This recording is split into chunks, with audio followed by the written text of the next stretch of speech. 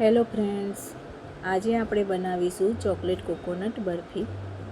આ બરફી ઘરે બનાવવી ખૂબ જ સરળ છે, તો ચલો બનાવવાની શરૂઆત કરીએ। એના માટે સૌથી પહેલાં એક પેનમાં અડધી ચમચી ઘી લઈશું અને એની અંદર આપણે 1 કપ કોપરાનું છીણ લઈશું।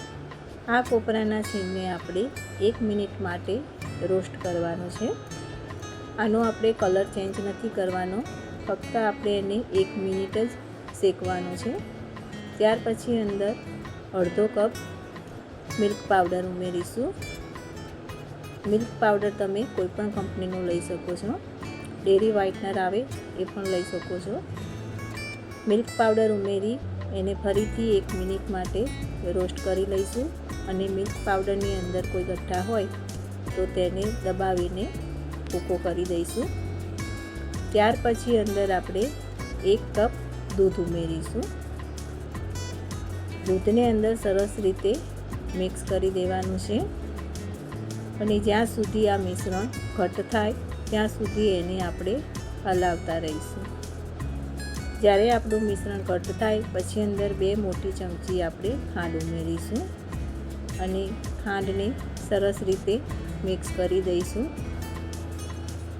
અને આપણું મિશ્રણ સરસ ઘટ્ટ થઈ જાય અને ખાંડ અંદર પીગળી જાય પછી અંદર આપણે એલાયચીનો પાવડર ઉમેરીશું। એલાયચીનો પાવડર ઉમેરવાથી આ બરફીનો ટેસ્ટ ખૂબ જ સરસ આવે છે। હવે આપણે આ મિશ્રણને એકદમ થીક થાય ત્યાં સુધી એને હલાવવાનું છે।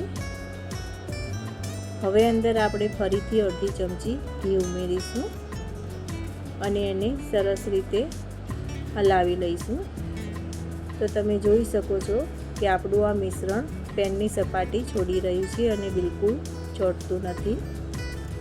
હવે આપણે અંદરથી અડધું મિશ્રણ વાટકીમાં કાઢી લઈશું અને વધેલા અડધા મિશ્રણમાં 1 ટેબલ સ્પૂન કોકો પાવડર ઉમેરીશું। અત્યારે મેં ગેસ બંધ કરી દીધો છે અને કોકો પાવડરને આપણે સરસ રીતે મિક્સ કરી દઈશું। હવે આ કોકો પાવડર અંદર સરસ રીતે મિક્સ થઈ ગયો છે।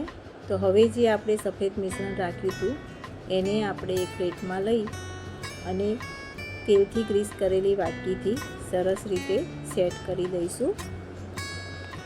ત્યાર પછી ઉપર આપણે ચોકલેટવાળું મિશ્રણ એટલે કે કોકો પાવડરવાળું મિશ્રણને ફેલાવી દઈશું અને સરસ રીતે એને સેટ કરી દઈશું।